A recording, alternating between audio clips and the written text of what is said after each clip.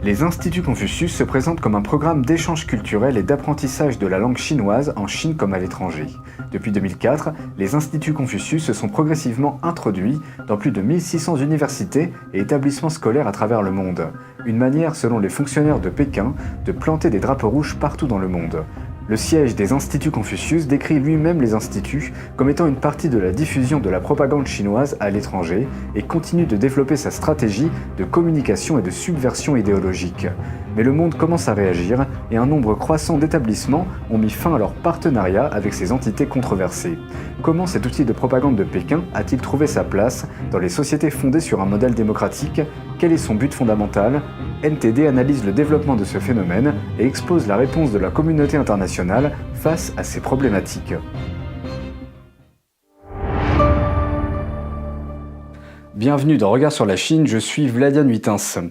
Aujourd'hui, nous consacrons une émission spéciale à un sujet phare qui concerne l'exportation de l'idéologie du Parti communiste chinois partout dans le monde à travers des réseaux d'échanges culturels, les instituts Confucius. Depuis le début des années 2000, la Chine a développé un important réseau culturel d'apprentissage du chinois et de la calligraphie à travers ces instituts. Les instituts Confucius sont considérés comme une extension des organes de propagande du régime chinois à l'international. Ils sont administrés par un département du ministère de l'Éducation chinois chargé de l'enseignement du chinois en langue étrangère. Ces instituts se sont rapidement multipliés partout sur la planète. En 2019, on comptait 548 instituts Confucius disséminés dans plusieurs pays. Rapidement, des incidents liés à la présence de ces antennes du Parti communiste chinois sur leur sol ont commencé à éveiller la méfiance des gouvernements. Ces dernières années, des instituts Confucius ont été interrogés dans le monde entier.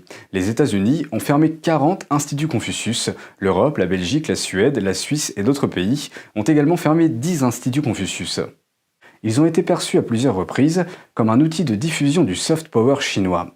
Enseignement orienté, censure idéologique, conditions opaques de recrutement, interdiction pour les enseignants de débattre sur des questions comme les droits de l'homme, le Tibet, Taïwan, la persécution des Ouïghours et du Falun Gong. Tous ces éléments ont fait monter le ton des institutions légales dans les pays démocratiques en posant la question du respect de la liberté académique et du bien fondé de la présence de ces instituts en Occident. Il existe actuellement 17 instituts Confucius en France qui coopèrent avec les universités françaises pour être incorporés au sein des universités. En 2013, l'Université de Lyon a fermé son institut Confucius pour la première fois en France parce qu'il interférait avec la liberté académique des écoles coopératives d'outre-mer et exportait l'idéologie du Parti communiste chinois. Les instituts Confucius sont souvent partenaires des universités. Une fois qu'ils sont en partenariat avec ces universités étrangères, eh bien, ils essayent un petit peu de se mêler des affaires de l'université, du pays dans lequel ils se trouvent. Ce qui a fortement déplu, notamment à Lyon, à l'université de Lyon, qui a fermé l'Institut Confucius. De plus en plus de politiques français sont également conscients des dangers des instituts Confucius.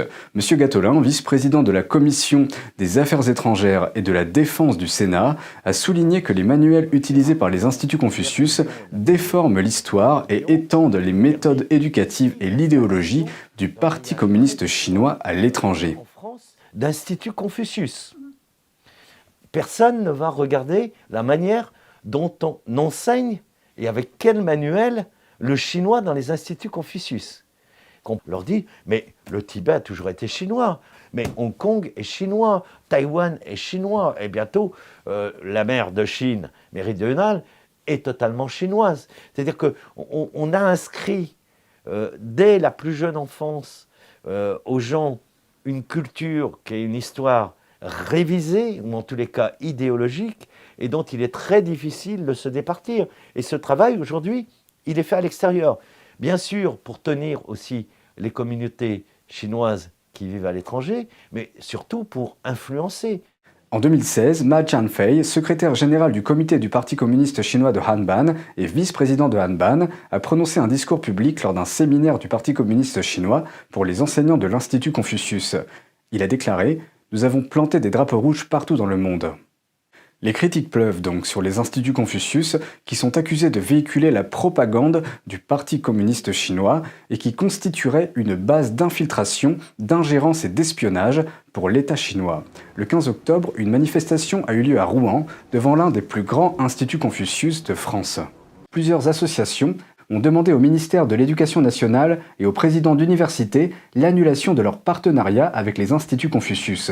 Il est inséré au sein même de la Neoma Business School pour des raisons évidentes de stratégie économique et de développement avec la Chine. Des manifestants se sont mobilisés pour dénoncer la stratégie de propagande, d'infiltration et d'espionnage véhiculée dans les instituts Confucius et implantée sur le territoire français en partenariat avec les universités. Donc ils ont utilisé le nom de Confucius comme marque. C'est déjà une première usurpation. À l'intérieur d'un institut Confucius, vous apprendrez tout, le chinois, la calligraphie, mais rien de Confucius.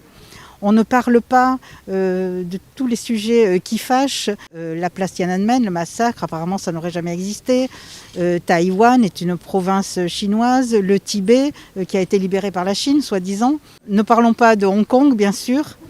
Ne parlons pas des Ouïghours qui subissent un génocide sans précédent. Et ne parlons pas du Falun Gong. Qui a subi aussi et qui est en train de subir un autre génocide froid dont on ne parle pas, mais qui est bien réel en Chine continentale. Cela a été exprimé à travers le film Au nom de Confucius, qui est basé sur l'histoire vraie de Sonia Zhao, une pratiquante de Falun Gong, qui a été obligée de dire qu'elle ne pratiquait pas le Falun Gong pour être embauchée comme professeure à l'Institut Confucius de Toronto. Donc ça veut dire que même à l'étranger, le Parti communiste exerce une pression, une intimidation sur ces gens-là. Notre correspondante sur place a interviewé des étudiants qui ont pris part à la manifestation. C'est un peu la propagande cachée et c'est pas normal de faire ça encore en 2020. Je dis pas que les États-Unis c'est un modèle à suivre, mais quand on voit que des grands pays comme les États-Unis ont pris la décision de fermer ça et que nous on permet encore ça, c'est pas normal, je pense. C'est un peu inadmissible que ça se passe surtout dans un pays comme la France, parce que c'est un pays où normalement on est libre de dire ce qu'on veut. Les professeurs ne peuvent pas apprendre la vérité à leurs élèves et sont obligés d'utiliser entre guillemets la propagande. C'est une façon indirecte de faire transmettre la mentalité, l'éducation, les valeurs du Parti communiste chinois. Et par rapport à ça, je pense que ça va contre l'humanisme en général, les valeurs que la France prône et que le peuple français ou même les peuples d'un peu partout dans le monde sont pas en concordance avec. Il faut fermer les instituts Confucius en France. Les manifestants, avec la présidente de l'association Initiative Citoyenne, les caméras de France 2 et notre équipe en tête de cortège, ont eu un bref échange avec les responsables sur place. Confucius au sein de Neoma Business School, qui est l'un des plus gros, mais je pense que la démarche, elle n'est pas contre l'Institut Confucius de Neoma. Non, absolument, elle est contre l'ingérence du Parti communiste et nous sommes opposés à ce qu'une dictature et un prolongement dans nos écoles et nos universités et nos enfants. Il y a beaucoup de parents d'élèves qui sont un petit peu vent debout contre cette infiltration et ces instituts Confucius qui, on se demande des fois un petit peu à quoi ils servent, parce que je ne parle pas du vôtre, qui je sais est important, mais vous êtes quand même un des symboles de l'Institut Confucius en France. La Neoma Business School donne une très grande importance à l'Institut Confucius. Nous connaissons, nous sommes allés à l'intérieur du ministère de l'Éducation chinoise, on a vu les contrats. On a vu que les directeurs chinois, sont soumis à la volonté du Parti communiste chinois. Si le Parti communiste leur donne des ordres d'espionnage, d'infiltration, comme c'était le cas en Belgique, à Bruxelles, l'employé, le directeur qui est l'employé du ministère de l'Éducation chinoise, eh bien, il est tenu de faire les cas de volonté du Parti communiste chinois. Et il y a eu des faits d'espionnage avérés. C'est-à-dire, si on lui demande d'espionner pour le compte de la Chine, il va le faire. Et il n'a pas le choix. C'est dans les contrats, je vous assure, aller dans le Hanban et aller... Je pense que ce sera intéressant. Alors, déjà, juste vous... Mais on est France 2, on travaille pour France 2. D'accord. Je vais vous donner mon enquête. Aussi vous verrez. Une vision de l'organisation au sein de notre Institut Confucius. Juste une petite question, ça vous gêne d'entendre des propos comme ça, des propos pareils? Moi, je ne vais pas prendre la parole sur ce sujet-là. En Suède, tous les instituts Confucius ont été fermés. En Suisse, l'Institut Confucius de Bâle a été fermé pour le motif suivant. Il était utilisé comme outil de propagande pour le Parti communiste chinois en Europe. L'Institut constitue une menace pour la liberté académique. Les pays européens reconnaissent progressivement l'importance des instituts Confucius et de plus en plus d'organismes lancent l'alerte à leur sujet. Pour contrer l'influence croissante de la Chine communiste dans le monde, un groupe de parlementaires d'une dizaine de pays ont créé vendredi 5 juin une alliance mondiale appelée l'Alliance interparlementaire sur la Chine ou IPAC. L'objectif de l'organisation est de convaincre différents gouvernements à travers le monde à prendre une position plus ferme contre les politiques du gouvernement chinois et à protéger les valeurs démocratiques. André Gattolin, sénateur des Hauts-de-Seine et membre de La République En Marche, en fait partie. Personne ne va regarder la manière dont on enseigne et avec quel manuel le chinois dans les instituts Confucius. C'est édifiant. Et très souvent on dit « Ah mais on a la chance, nos étudiants, dans une grande faculté de mon département, l'Institut Confucius donne des cours de chinois gratuits. » Voire même on commence au Canada pour les tout petits enfants dès 5 ans s'ils veulent apprendre le chinois. C'est vraiment une stratégie d'influence au long cours. Monsieur Gattolin a appelé les universités françaises à fermer immédiatement les instituts Confucius. Il n'est plus possible qu'ils continuent à accepter, à héberger des instituts Confucius au sein de leurs universités.